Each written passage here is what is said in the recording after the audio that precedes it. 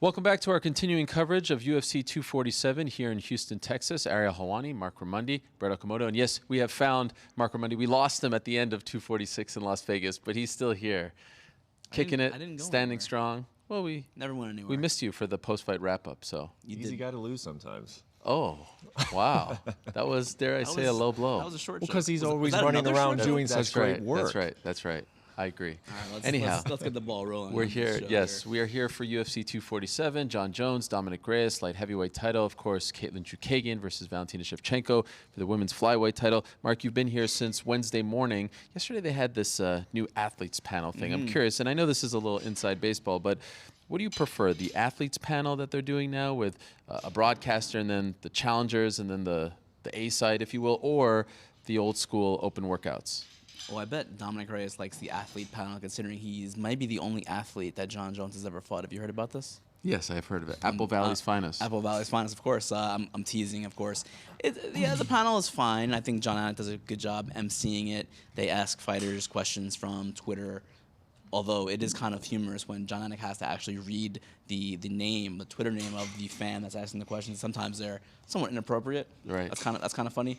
That might be the highlight. That of might the be the most entertaining part of the athlete panel, but it's a work in progress. Open workouts, I wasn't really a big fan of those either. But sometimes, like for instance, Valentina Shevchenko does a great open workout. Usually, there was nothing like that this week because they did the athlete panel. So I mean, I can take or leave really either one of those things. Yeah, I do feel like the open workouts have sort of run their course, but Valentina is one of the very few that actually takes it very seriously and puts on a show, and I feel like we were robbed of that this week. I mean, they've sort of evolved. Like, if you remember early on, the open workouts, it was just media members, and then they turned into more fan events. I'm either one, just because at an open workout, you get to see a little bit of the shape that they're in. I mean, you can't tell, obviously, but you know, like a guy like Derek Lewis comes out and hits pads, you see if he's lost some weight. I mean, there was always a little bit of interest there for me, but I kind of like the athlete panels just from the sense of it gives an opportunity for there to be interaction between the two. Or did they do them separately? That would be a good thing, but it was the champions. It was Jones, Shevchenko, and Lewis, and then a half hour before. They should do it by fight, because I like the mind games. I love agree. mind games. I love mind games. I think it's a big part of the sport.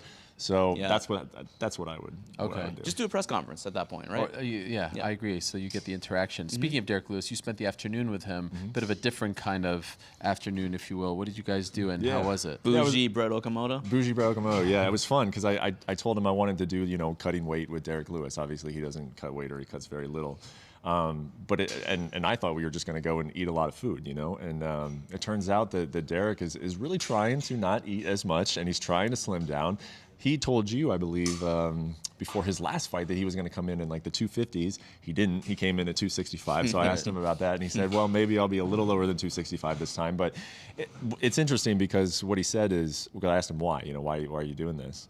And he said that his family and his managers have all been building him up so long over the course of his career. And he's always this self-deprecating guy who says he's not very good, he doesn't train hard. And now he says, I'm finally going to listen to him, and I'm going to see. I'm going to take this seriously. I'm going to train harder.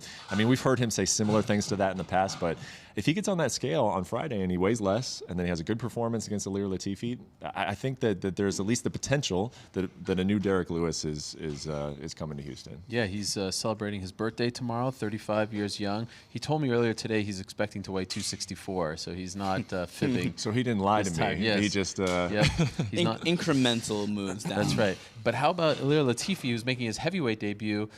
He told us earlier today that he hasn't weighed himself once during this entire camp, has no idea. He's guessing he'll be in the 245 to 250 range. Wow. For a guy who I think a lot of us thought should have been a middleweight, right? Because he was kind of a really small light heavyweight. What do you think of that move for Ilir, going up as opposed to down? When I first heard it, it was strange. I was kind of taken aback by it, but then I asked him at the panel, so maybe there is some benefits to the athlete panel.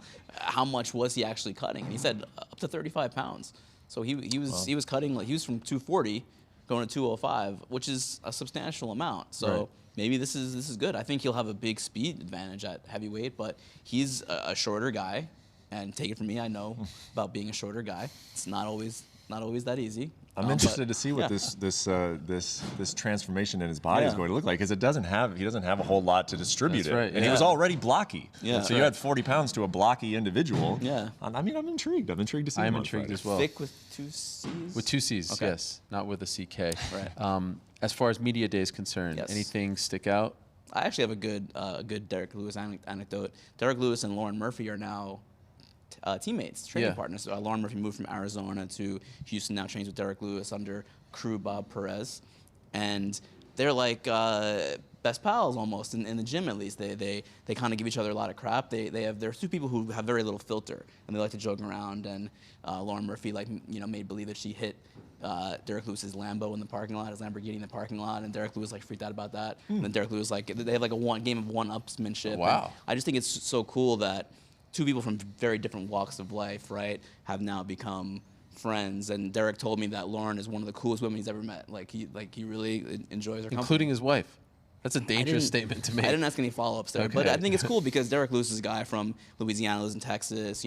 Of course, he's been very open about his story about being in prison. Lauren Murphy has been open about her struggles with drug addiction and being a firefighter, being from Alaska. And here, MMA has brought those people together. I think it's pretty cool. Yeah, and Lauren Murphy meets Andrea Lee in a feature prelim bout. Lewis, of course, going up against Alira Latifi. How about for you? Anything stick out today at Media Day? Yeah, on the other side of that, you got Andrea Lee, and I was talking to her coach, Tim Crater, and he said, I was rubbing my hands together when I got this matchup. I think that Lauren Murphy is the type of person that we can look really good against. We can go out there and really finish the fight spectacularly. He said, it's a loss for us if the people who go to the arena on Saturday aren't leaving and saying, yeah, John Jones, yeah, Valentina Shevchenko, but who was the girl, who was the blonde that put it on Lauren Murphy? He wants the fans to have that type of reaction. And then he also shared a pretty good story with me about Dustin Poirier, who's his good friend, obviously. He said Dustin just wants to fight anybody. He's itching to fight. He signed that grappling match recently, and Tim was like, good, work out some of that aggression. Get out of here. You need to get your hands on somebody because he's going a little stir crazy. Also, how do we feel about Mirsad Bektic taking off his shirt for the face-off? Is that a little too much? Or? I asked Dan about that. I said, what did you think about him taking off his shirt? He's like, what's funny about that is that my friend, he had a buddy with him, said you should take your shirt off. It'll be sweet. You should take your shirt off. And he's like, yeah, okay, no. But then when he got up there, then Mirsad had his shirt off. I was like, you should have taken your shirt off. Yeah, it's almost like you're boasting that you have a great body and you're in phenomenal shape, but it just seems like a lot for the face-off, right? No one's doing that.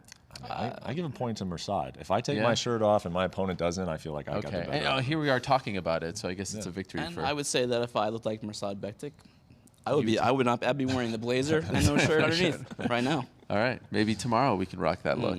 We'll see. All right. Tomorrow, by the way, we'll give you our predictions, breakdown. Well, I say we. They'll give you their predictions. I'll just kind of, stand here and take note of it all, and then we'll check back on Saturday night to see how it all goes down and if they're in fact right. Tomorrow, of course, official weigh-ins, early morning, 9 to 11 local time, ceremonial face-offs later in the day, UFC 247, Houston, Texas. Remember, the very first time the UFC came to Houston, UFC 69, arguably the greatest upset in UFC history happened. Matt Serra knocking out George St. Pierre. Will we see the same thing on Saturday? Dominic Reyes, right?